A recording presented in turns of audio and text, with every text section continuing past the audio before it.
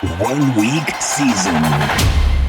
Guys, he is StatATL. I'm Cheeseman, your host. This is the DFS Lab. Today we are building a lineup for week 4. Who are you targeting this week, guys? And of course, as we always do, just talk through the slate, talk through strategy. We are 1 week season, and guys, a like or subscribe to the channel would be greatly appreciated. And today, I know that StatATL has his eyes set on a certain signal caller and offense somewhere around Buffalo, I think it is. Josh Allen, I know you're a fan, StatATL, but before we get into that, Stat, quickly, how was week 4? I mean, week 3. How was week 3 for you? Week 3 was okay. I feel like I identified what I thought were some of the best spots. I had a huge portion of my allocation for the week on Chicago and Dallas, which was, a decent game to target. My highest owned quarterback was Caleb Williams. Strong score from him. Unfortunately, my highest owned wide receiver was on the other side of the ball in CD Lamb. CD Lamb accumulated 0.0 points at 8,000. So not great. Not great. I think I was like a minus 70% ROI this past week. So not awesome, but that's just the life of, someone who plays mostly tournaments. I don't play any cash. So, we win for the 1 weeks, 1 week season. We play for the 1 week where you get everything right and win all the monies. That's right. I mean, you can literally 1 week can pay off your entire season if it goes just right. For me, I mean, CD Lamb, I did have some of him, not as much as you, but anytime an injury hits you like that, where it's like he's just doesn't do anything and then leaves early in the game, that pretty much, no matter how well you did in other areas, it's very hard to overcome that. So those things are always frustrating. I did decently. It was basically break even, just better than break even, but I thought it was going to be much better. Like going into the afternoon slates, I was quite a bit over the field on the Vikings defense, which I don't know how exactly that worked out. I had like 5 or so defenses in my pool and ended up with the Vikings defense just had a lot of them. But unfortunately, I did not have enough Jordan Mason, which, how does that happen? Because he was chalk and it was a great play. I liked the Vikings passing game and I tried to get some leverage there, but the mistake I made was I didn't have any of Mason in the lineups that did not have the Vikings passing attack. And so by doing that, I basically was saying, I think the Vikings will just completely fall on their faces in these other lineups. And that was a huge oversight. And then I had some Dallas pieces outside of Lamb, and Dallas just could not get it done. Like in that second half, I think Dak Prescott had a chance on the goal line. And if Javonte Williams had gotten like a touchdown there, that would have been huge for me. And Dak had 3 passes like inside the 5 that just sailed over his receivers' heads. He does not look good, that whole Dallas offense. So, but yeah, that was my week. Just a little better than break even. Yeah, man. And moving on to the next week. But let's pull up last week's lineup real quick and just look at it. And we were talking about this before we got on. This came up just short of the cash line. Yeah, I mean, we had, again, it's always tough on these rosters that we're building on Tuesday. As so much kind of changes throughout the week and, spots kind of open up. And I feel like a lot of times I put this roster that we build on show in play. Didn't actually put it in play this week, so we had to kind of manually calculate. I think we calculated that it scored 135, 136. Cash line was like 143, so fell a little bit short. So, dropping below 50% in terms of cashes this season. I know it's about where we ended last season, so we'll try to get back on the train again this week. But overall, some decent picks. Bucks D did better than expected. Jordan Mason, obviously that really solid game, and we got good results out of Drake May. We just kind of paired him with the wrong option with Stephon Diggs. Had we gone Hunter Henry instead at the pay down tight end option, Henry had a solid game, multiple touchdowns. Obviously this lineup cashes if we go that direction. But as assembled, came up just a little bit short. Yeah, I mean, certainly some solid picks. Certainly did not benefit by a complete implosion by the Atlanta Falcons. And then, yeah, just only the 5 points there from Diggs, that right stack. And again, it's crazy to remember that this doesn't have the Vikings defense, doesn't have Jonathan Taylor, but just like one more piece and it cashes. So it's a good reminder that even though you don't always need, it's certainly to cash. It's not like you miss out on like a player like Taylor and you're not cashing. Like a solid build like this can still get there, and it almost did. So, but hey, got a chance to right the ship here in week 4, and I'm sure we will. Let me go ahead and jump into DraftKings here. And as far as contest selection, what do you want to look to target in this one? Yeah, I mean, I think this show we try to always do. I think last year we built the $50 single entry every week. So far this week we've done a 12 or a 27. Yeah, let's continue to stick to a single entry contest. That's generally what I play myself. For those of you who are not 1 week season subscribers, every week on the OWS Twitter X account, post an article that I kind of highlight what I think are the best contests to play with the flattest payout structures. It's really hard to win at DFS.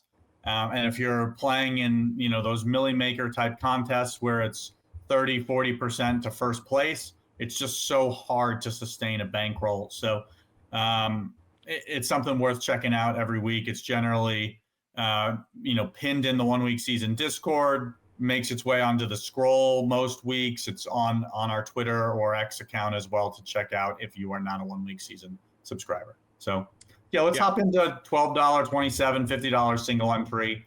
That's generally where I like to build. Awesome. Yeah, and I could not agree more. Just to kind of just agree with that point that you just made as I'm entering the $27 blindside here. Just that this last weekend when I was sitting down, it was Sunday morning to enter contests, I looked really quickly at the previous week at my contest, and I just was looking at contests I typically enter, and I was like, let me just check what the winning scores were in these lineups. And I actually was like, okay, the screen pass, which is 3 entry max, $15, that was 15 points higher than this other contest. So I just faded that and just tried to target contests, which I felt maybe this one's a little bit softer. That's another thing you can do on top of what you're saying, finding those flatter payout structures, is just trying to see maybe there's a contest or a field size that is softer in terms of the score to win. And again, that little bit of edge can add up over the long term. Sure can. All right, cool. So slate overview. Let me just quickly give you kind of a game that I like, and then you can kind of do the same as we get into the build. I really like this. I'm sure it won't be sneaky, but hey, the Bears-Cowboys was not sneaky on this past week, and it was certainly the way to go in terms of stacking that game. So the Rams and the Colts, I think there's a chance that could be a really nice game to target. Obviously, the Colts are 3-0, playing really well. It's going to be certainly a test against the defense of the Rams. But so again, it could be the kind of game that plays under expectations in terms of scoring, but both sides have these explosive weapons, these explosive pieces. I certainly think, pieces from the Rams, and then just, Jonathan Taylor, Daniel Jones. I just think there's a lot of ceiling potential in this game.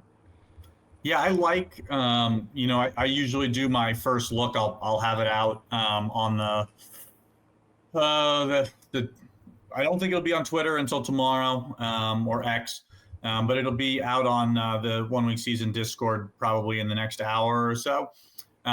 Just kind of quick pass on that. I really liked Daniel Jones. I think that was an intriguing way to attack this game. I think early first look, I really liked pairing him with Tyler Warren. Tyler Warren's leading the team in both targets and red zone targets. And I think that on the ground, I think Jonathan Taylor, he's been a beast. He's coming off back-to-back 30-point performances, but I don't know that this is a spot I like him in. And I think maybe the field is going to see those back-to-back 30-point performances and really lean into him. But Rams just limited Saquon Barkley, who's arguably the best back in the league, to just 55 total yards on 22, 23 touches. So yeah, it's not really a spot I like. I think if I was leaning into this game initially, kind of my first build would be probably Daniel Jones, Tyler Warren, and then I'd bring it back with Puka Nacua. Like, his usage has just been insane. He's got like 35 targets through 3 games. He's also been schemed rushes every single game. He's got a rushing score, I believe, as well. So, yeah, I mean, I think that's a way you could really lean into that Indy Rams game. I like that. But yeah, to me, like on first pass, like it just seems so hard to ignore this Buffalo offense hosting the Saints.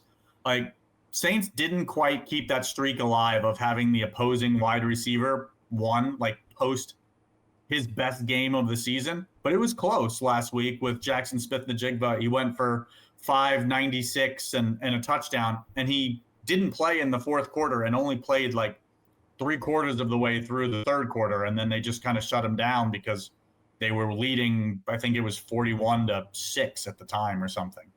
So, I think the challenge this week might be determining who the Bills wide receiver 1 even is, because it's been a different pass catchers leading the team in yardage like every single week. So to me, like, my first pass on this was like, why don't we just try to capture likely all of the touchdowns on this Buffalo offense and just go Josh Allen and James Cook. Cook is involved in the pass game as well. And while this is an expensive block of players, like, close to 15,000 in salary, like, I don't think it's far-fetched to think that you could get 60 points out of these two guys and not have to guess at who the pass catcher is that, has the strong game for Buffalo. So I'm totally fine with just kind of leaning into this, we'll call it a player block from the Bills, and just saying, I'm going to capture likely 4, maybe 5 touchdowns out of this group. And that's how I want to attack it. I think I really do want to lean into a bring back, as we do most weeks. And I think it's so straightforward this week. Like, Chris Olave saw it's slight, but he saw a price drop despite his third straight game with double-digit targets. He leads the NFL with 37 targets, and he's only 5,100. To me, like, his good games are coming. We know that he has 20, 25, 30-point upside when you're seeing that many targets every single week. No touchdowns so far. No touchdowns so far. Again, you add a touchdown or 2 into that, and his game lines look so much better. He would be so popular. But again, his price dropped to 5,100. I would say let's lean in and add him into this group here. I mean, this is I don't know. I haven't deeply researched the other wide receiver values going into this week, but he seems like a borderline lock because the ceiling is there, but the floor with the targets he's getting is so stable. You're probably at least like thinking, 13 to 17, especially with the Saints being in a negative game script. So Olave seems like a very good just value play and potentially just a player you want to have exposure to a lot. Yeah, no, I agree with you. I use the term lock. I use that term lightly because it's always a little scary to lock a player, but sometimes you got to live on the edge. Yeah, no, I don't disagree with you. I think the next piece of where I want to go here is actually, I think I would have gone here even without the news at running back, but I think that we're going to really lean into some more running back defense correlation here. And we're going to start with Omario Hampton. So Najee Harris out for the year, season-ending injury. And so we're likely going to see Omario Hampton with 18 to 20 touches in this game.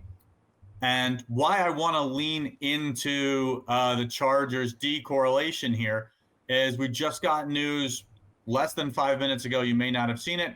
but Jackson Dart is going to start for the Giants, going to make his first start at quarterback. So breaking news on the DFS lab. News. I did not see that yet. I know that there was speculation, but StatATL breaking the Jackson Dart news on the DFS lab. I mean, maybe it was broken by some beat reporter, but still, that's pretty close to breaking news. Yeah, I mean, I came across on like Sleeper and Underdog about 2 minutes before we hopped on air, so maybe 20 minutes ago. Love that. So yeah, I love to lean into a defense, especially an aggressive, good defense like the Chargers. Oh yeah. Against a quarterback making his very first start. So okay, so real quick, let me just make sure that for the podcast listeners, so far we've got correlations all over the place. Josh Allen, James Cook for the Bills, the bring back of Olave, and then Marion Hampton and the Chargers D. Yeah. And that may, obviously we'll see where this roster goes, but generally I don't like to force a full roster worth of correlation, even with just kind of mini stacks. I don't feel like that's 100% necessary. So to me, I think from here, maybe we'll kind of focus on some of the best on paper plays, or at least to me, like when we looked at this on Monday. Yeah. But I think we'll stay at wide receiver and I think this spot like really stands out to me for Ted McMillan. Like I don't expect Chuba Hubbard to find a ton of success on the ground against New England. Patriots limited Ashton Genty, Devon A. Chan, Jalen Warren all to like 47 yards rushing or less. And that trio, who's, an above average trio of running backs, they average like 2.3 yards per carry combined. So Carolina's been, or New England's been pretty strong against the run. And McMillan's averaging 9 targets a game. And if you dig a little deeper into it, because, I'm a stats guy, you look at the 4 pass catchers who saw at least 6 targets. So, not world-beating targets here, but at least 6 targets against New England was Jacoby Myers, Jalen Waddle, Tyreek Hill, and Brock Bowers. They all produced at least 17.8 points. So if we're projecting Ted McMillan to kind of see that increased volume, if I'm not expecting the ground game to be able to be successful for Carolina, I like this spot for McMillan to, likely give you his best game of the season and get you 20 plus points. That's kind of what I'm projecting here on this. So I like Ted McMillan. I think you can lean in here if you want to have another mini correlation here and go Hunter Henry in this game. But since we talked about it as in a game environment that you really liked, let's lean into Tyler Warren here against the Rams. Mm-hmm. Like I like that spot for Warren. It gives us about 10,000 plus left for 2 spots. I don't think that we could get up to Puka Nacua. He's going to be 7,900. Not going to leave us. Yeah, too spendy. So I think another spot that I really, really like at wide receiver is probably going to be Ricky Pearsall, like in the last game. So he may end up in the flex, but we'll kind of see. Just that San Francisco at Jacksonville game, like it's a tough on paper matchup for Christian McCaffrey. His price is up to like 8,500 now. So, Pearsall's coming off that 11 target game, his second 100 yard game of the season. And the Jags just kind of came off back-to-back massive games against opposing wide receiver ones, with Jamar Chase going for 165 and a touchdown, Nico Collins over 100 yards and a touchdown last week. So at like 5,700, like this spot really stands out for Pearsall, especially like Ayuk likely still out, Kittle still out, Jawan Jennings dealing with that injury, missed last week. Like this is a spot I really like Pearsall. So this leaves us with 4,700 left. I'll just throw Pearsall and actually, yeah. You want me to put him in the flex? Wide receiver and let's see what we've got in terms of like options. All right, so in the flex we have got Let's see. Hill, Algier, Mooney, Burden. Kind of like, I don't know. No one leaps off the page to me immediately here. What are your thoughts? Yeah, I mean, so I like this Shaheed. spot. I like this spot as like a bounce back for like Michael Penix. Washington. Oh, yeah. Washington's kind of given up some strong, strong games the last couple weeks. Trey Tucker. Trey Tucker went for 145 just last week, a couple touchdowns. Tucker Kraft the week before went for like 125 and a touchdown. So I don't mind targeting a Falcon here. I think Drake London, Kyle Pitts, Darnell Mooney, I think is really strong option. I think he's had 15 targets, only played 2 games. So I think at 4,700, I think this is a spot I like for Darnell Mooney. Yeah. He's their deep threat too. So I think that's kind of Washington's defensive vulnerability, it would seem, is the deep threat guy. Yeah. So I do like this. I mean, not a ton of correlation with those last couple spots, but really strong on paper plays. And again, for a lineup we're building at lunch on Tuesday, I don't mind where this has ended up. I don't mind either one bit. And this is the lineup that we finished on. For those of you listening on the podcast, Josh Allen and James Cook, the 2 studs, loaded up at the top of the lineup with the bring back of Chris Olave. And then Omario and Hampton and the Chargers D, that correlation. Ted McMillan, Ricky Pearsall, TJ Warren at tight end, and Darnell Mooney to finish out the lineup. And I'm pretty stoked on this. I do like the angle. I mean, again, this is this lineup is predicated on the Bills just having a blow-up game and hopefully vacuuming up several touchdowns, but then with a lot of good pieces outside of that. Hopefully Chris Olave, hopefully they're throwing late into the game. There in Buffalo. That is in Buffalo, right? Yes. And Chris Olave can pick up some garbage time fantasy goodness. StatATL, any final thoughts, man, before we ship off this lunchtime special of the DFS Lab? No, just hoping to see more OWS avatars atop leaderboards again this week. Awesome, guys. Well, guys, thanks for tuning in to the DFS Lab. Check us out at oneweekseason.com. A lot of good stuff over there. The Inner Circle membership, you can get access to the NFL Edge for free every week. So just at least that. Certainly check it out for some great game write-ups. Guys, thanks for tuning in, and we will catch you next week on the DFS Lab. Myself and Hilo will be in the Thursday slot this week. Mike and Maximus, they'll have the FanDuel show on Wednesday. But until then, guys, we'll catch you later.